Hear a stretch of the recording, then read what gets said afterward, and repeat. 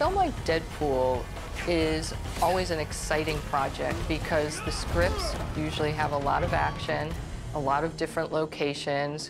Often they have CG characters plus set extensions. So there's a wide range of visual effects. We're working on about 1,200 shots. It's a crazy, I guess, Rubik's Cube of choices that we have. Let us go talk to the professor. McAvoy or Stewart? These timelines are so confusing. After that insane car wreck, Colossus' goal in the whole thing is to bring Deadpool back to the mansion. So he cuffs Deadpool, and Deadpool, who's a character who can grow back body parts, the natural solution is just to cut his arm off. Oh my God, nasty. When he gets shot, he bleeds. When he gets stabbed, he bleeds. When he cuts his arm off, he bleeds a lot. Oh, there's the money shot, baby.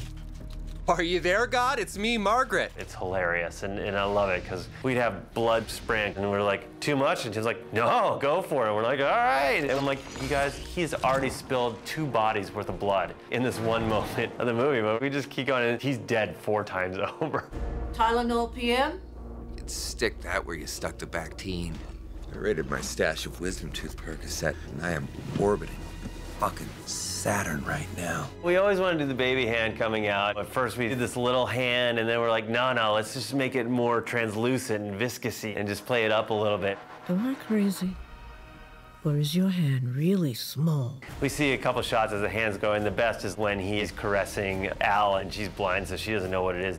When will he grow up and see benefits of becoming X-Men? One of the great challenges in making a film out of a comic book is that you have to represent the physical look of these superheroes. Colossus, the way he was in the past movies, he's really a guy with shiny skin. But in the comics, he's this 7 or 8 foot tall fucking behemoth of a character. And that's why he's so cool. It was kind of hard to get used to imagining Colossus. I got to look at the sketches of how they were thinking to make him, so I kind of had to build him in my head and put him next to me. That's a real challenge because he's very interactive with the other characters in the movie, especially in the fight scenes in the 3rd act. So we used every trick we could to basically get those pieces to really fit together. Anytime Colossus appears on camera in this film, there's quite a lot of elements that go into it. We end up shooting the first take generally with Andre, who's sort of our actor stand-in. He's got this helmet that has a, I don't know what you would call it, like an antenna and a ball on it, and he looks like a Teletubby in it. That was hard, though, because you're supposed to look at the ball and not at his face, because his face is supposed to be where the ball is. Tim really had a vision about what Colossus was for him, so he's a really interesting mashup of 4 different people. Andre was the actor on set. And then we had one actor whose face was used as the original base model for the look of his face. Then we had another actor whose facial movements were used when Colossus speaks. And then there's the final actor who is the voiceover actor who brought Colossus's voice to life. Just promise. Yeah, I'll be on the lookout for the next 4 moments. Digital Domain has a great system called MOVA, which is a facial capture system. You paint on the face, and it creates thousands and thousands of little tracking markers. At that point, you get a piece of geometry that captures the movement and acting of the actor. Colossus is a known character in the Marvel Universe, and what makes him tricky to handle in the CG world is that he is shiny.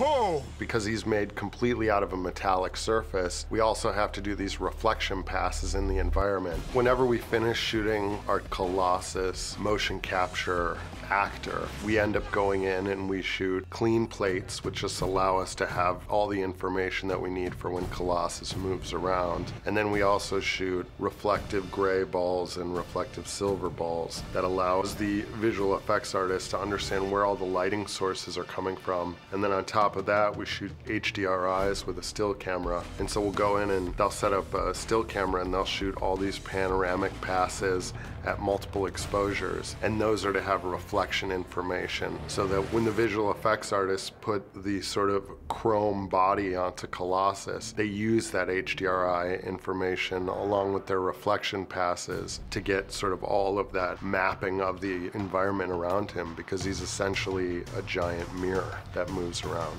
And that allows Jonathan and our sort of VFX team to make this seamless transition into this metallic person that moves like a human and acts like a human, but has this very otherworldly form. We're using this 3D camera system that we'll have in all of his shots where we can capture all the action that happens around him. Tim was very specific in the type of metal look that he wanted Colossus to have. So he has fine scratches and just dress marks throughout his entire body. He's got a lot of like little nicks and scratches. There's a really cool like rainbow effect on his shoulders, the way that metal anodizes and tarnishes. It's just really beautiful when the light rolls over it. We will make an X-Men of you yet. Wait. Until your weekend. Weekend? Back up. Weekend?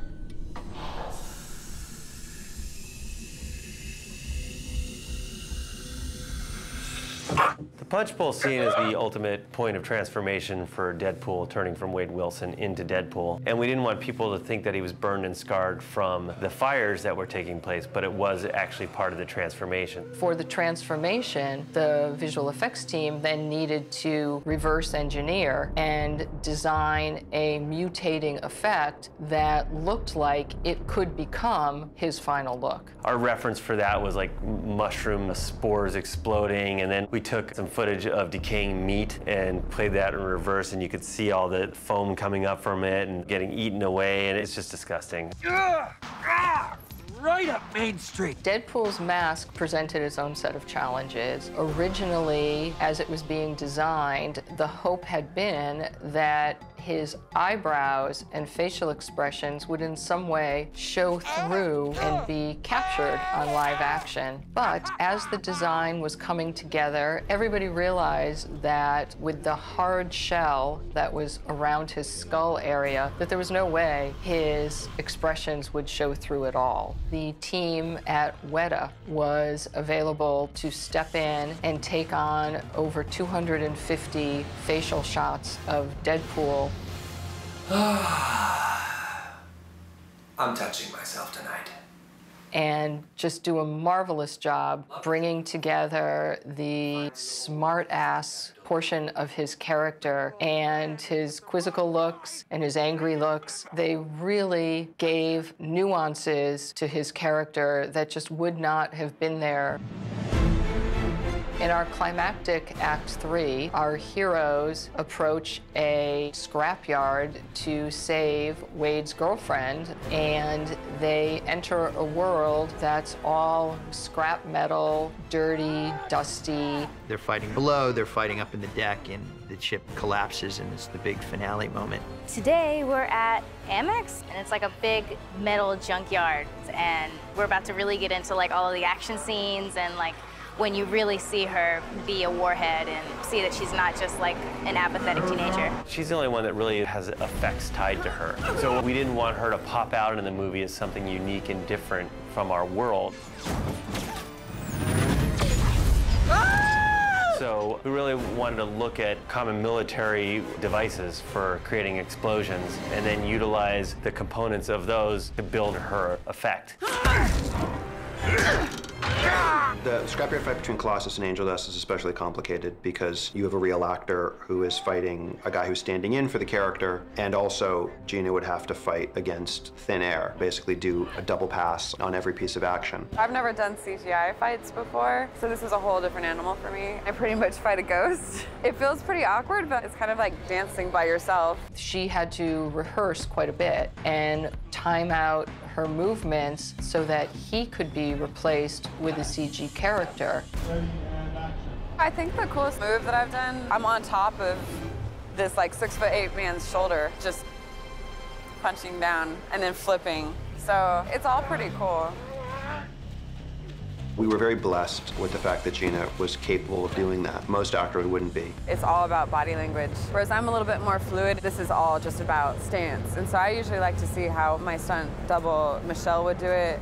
And then I'm like, okay, take bits and pieces and then like try to make it my own. Because Angel Dust is involved in these battles, a digital double of her is created to facilitate the process of bringing the action of the CG Colossus together with her live performance. Let's dance. And by dance, I mean let's try to kill each other. On the flight deck, we had your standard favorite Deadpool with 2 katanas slicing and dicing. Deadpool feels the pain, Ajax doesn't. So there was a nice little battle that they had. Aside from Ajax being such an interesting character, the physical side of this was a big part of the character. I started in London, training, doing strength and conditioning, so that when we got out here, we would be comfortable and ambidextrous with both of the axes for the final fight.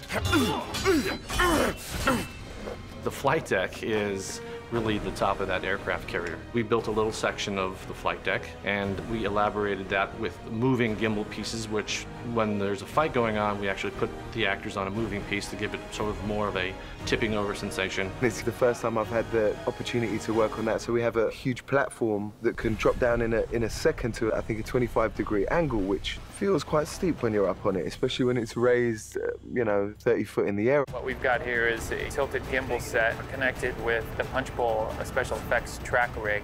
We're sliding down a platform, and simultaneously I'm climbing into the punch bowl, which is like basically a big glass capsule. We've got stunts interacting with special effects as well as vis effects with all the green screen surrounding the area. So there's a lot of wire work, swinging around, and safety aspects that are involved in this entire shot.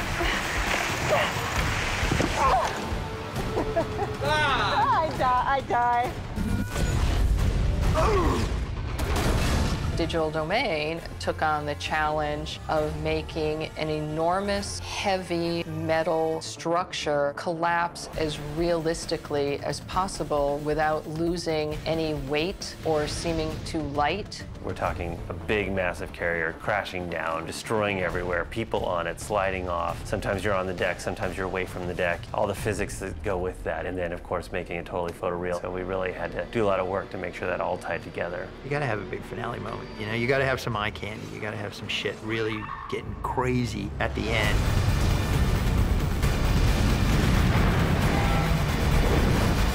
Everyone thinks it's a full-time job.